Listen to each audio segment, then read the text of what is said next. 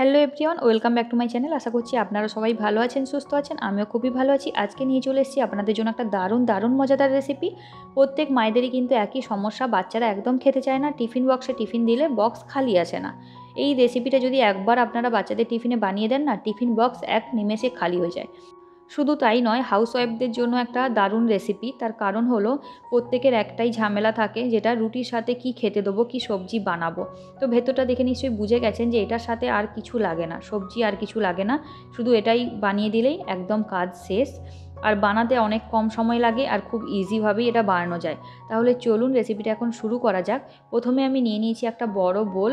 এর মধ্যে নিয়ে নিলাম 1 কাপ পরিমাণে আটা। আপনারা চাইলে এখানে ময়দাও নিতে পারেন। এর মধ্যে সামান্য একটু লবণ দিয়েছি আর 1 চামচ পরিমাণে সাদা তেল দিয়ে প্রথমে আমি ভালোভাবে মেখে নিয়েছি। অল্প অল্প জল দিয়ে এবার একটা ডো বানিয়ে নেব। খুব বেশি শক্তও করব না আর নরমও করব না, মিডিয়াম ডো, যেমনটা আমরা রুটির জন্য করে থাকি ঠিক একইভাবে আমি একটা ডো রেডি করে নেবো এখানে। এরপর এটাকে রেস্টের জন্য আমি ঢাকনা দিয়ে ঢেকে দেবো। ততক্ষণ চলুন ওখানে আমি পুরটা রেডি করে নিই। কড়াইতে 2 চামচ পরিমাণে আমি তেল দিয়ে দিলাম। সাদা তেল ইউজ করছি, আপনারা চাইলে সর্ষের তেলও দিতে পারেন।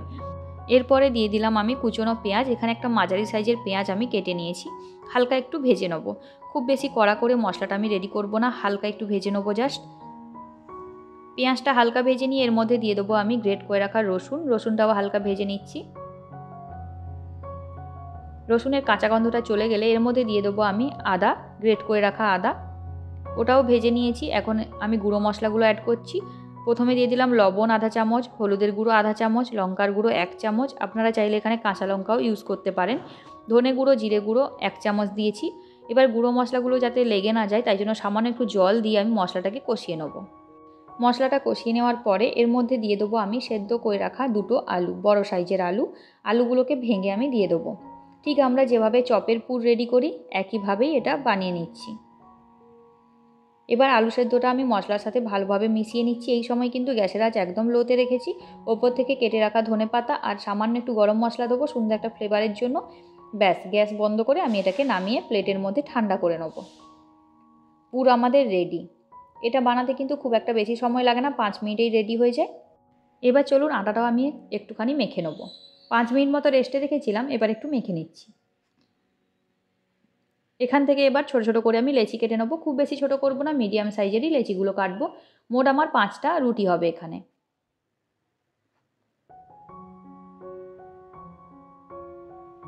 গুঁড়ো আটা দিয়ে আমি এবার এটাকে বেলে নেব। খুব বেশি পাতলা করব না।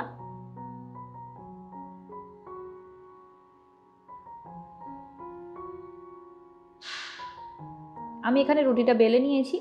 এবার চলুন গ্যাসের উনুনে আমি তাওয়া বসিয়ে দিয়েছি। তাওয়াটা গরম হয়ে গেছে। রুটিটা দিয়ে দিলাম, হালকা সেঁকে নেব। এক সাইড সাদা সাদা হয়ে এলে অপর সাইড উল্টে দেবো। এরকম হালকা সেঁকে নিয়েছি আমি সবগুলো রুটিকে।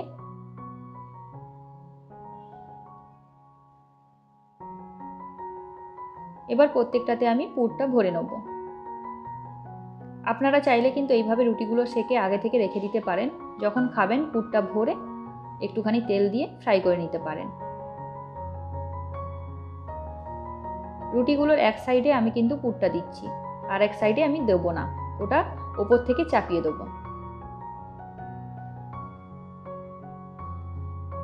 এখানে কিন্তু আপনারা যদি চান একটুখানি হেলদি বানাতে টিফিনটাকে, তাহলে ওপর থেকে গ্রেট করে পনির দিতে পারেন, চিজও দিতে পারেন, আবার সেদ্ধ করে রাখা ডিমও গ্রেট করে দিয়ে দিতে পারেন। আমি এখানে শুধু আলু সেদ্ধটা দিয়েছি আর এই যে একটুখানি টমেটো সস দিলাম। এতে না বাচ্চারা বেশ আনন্দ হয়, কারণ একটু টক টক মিষ্টি মিষ্টি টেস্ট চলে আসে, খেতেও ভালো লাগে। আর এগুলো যদি বড়দের জন্য বানান না, তাহলে ওপর থেকে একটু ধনেপাতা, কাঁচা লঙ্কা চাটনিও দিতে পারেন। ঝাল ঝাল লাগে, খেতে ভাল লাগে। একইভাবে আমি সবগুলো রুটিকে রেডি করে নেব। কীভাবে রেডি করছি আপনারা নিশ্চয়ই দেখে বুঝে গেছেন। এবার তাওয়াতে অল্প একটু তেল দিয়ে দিয়েছি। তেলটা প্রথমে গরম করে নেব। এবার একটা একটা রুটি দিয়ে আমি ভেজে নেব।